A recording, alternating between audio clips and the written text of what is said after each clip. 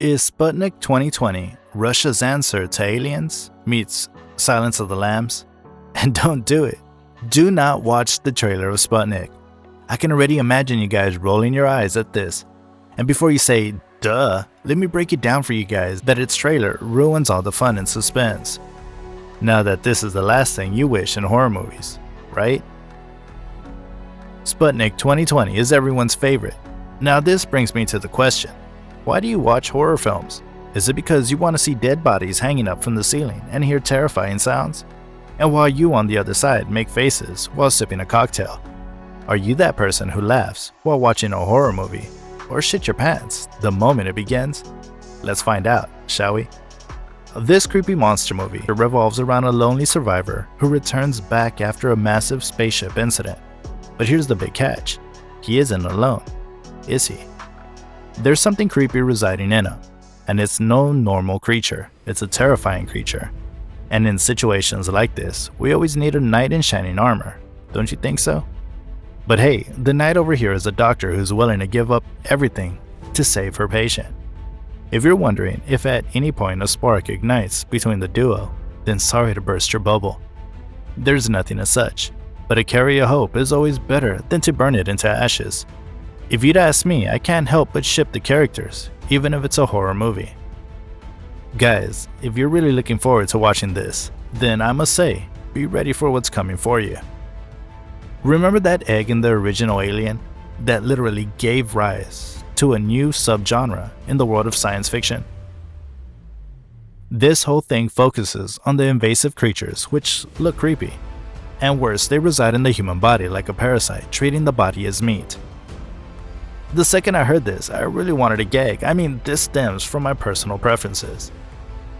Moving on, what comes to your mind when I say Sputnik? Is it something in the lines of a space movie? It definitely is misleading, don't you think so? But it does give away, even if you avoid watching trailers or seeing reviews. Before watching this, I knew so little about this movie. For starters, the film came out in 2020, which is the first feature film of the director Igor Abramenko. They filmed this in Moscow at the, forgive me if I say this wrong, Shemyakin Ovshinnikov Institute of Bioorganic Chemistry. Let's take a quick dive into the characters, shall we? The eerily terrifying creatures were perfect. I mean, it's no cakewalk to create extraterrestrial beings, which by the way are both cute and dangerous. Did anyone think the creature was cute? It's one of the best aliens on screen since 1979. Also, the craft that went into making the life-saving suit is just jaw-dropping. So in this movie, we're shown a psychologist named Tatiana, who has been deployed to a remote government area to treat a patient. Before that, she got herself into some hot water and was about to be dismissed from her job. Looks like fate has some other plan, and we already know what it is. Our hero, Konstantin Vishnyakov, is the only one who survived the docking procedure. He had amnesia. If anything, amnesia is the worst of his worries. First of all, he's all fussed up about the creature that is living off resting in his belly. Well, there's something weird about it. This thing likes to come out itself at night. Wait, hear this out. This gives such a classic entrance, exiting the body through his throat. Through the symbiotic bond, it's capable of releasing toxins that actually keep Konstantin passed out. Light also appears to be one of its weaknesses. That's pretty much similar to all the movies. Let's see the ending, shall we? That is more important than anything. I'm not sure I quite understood the ending of this movie. So she goes to pick up Konstantin's son at the orphanage, and the kid tells the matron there, "I'm not a boy, I'm a girl, and my name is Tanya," and then goes out, and Tatiana introduces herself as Tanya. Does that mean Konstantin actually had a daughter, or is this some rando kid masquerading as Konstantin's son? Or there is something ominous about the kid, or what? The young kid in the orphanage who introduced herself as Tanya is in fact the main actress many years ago.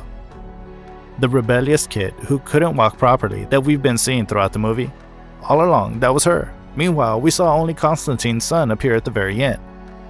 Coming to the end, I'm not completely sold out on it, but why? What was the purpose of the twist?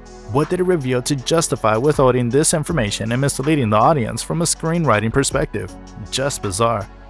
Apparently, it was an attempt to show why she's the way she is, overcoming her mobility issues with an operation the scar on her back, being persistent, etc. I think placing it at the end gave it more importance than it actually deserves, and I didn't understand it either. Honestly, I'm impressed with Voderot. Is it quick to expect big things from this production company? Turns out, I don't even have to ask. I think Hollywood needs to be looking at these people because they know how to get it right. It's quite simple, science fiction at its finest. Now let's see what the Reddit users have to say.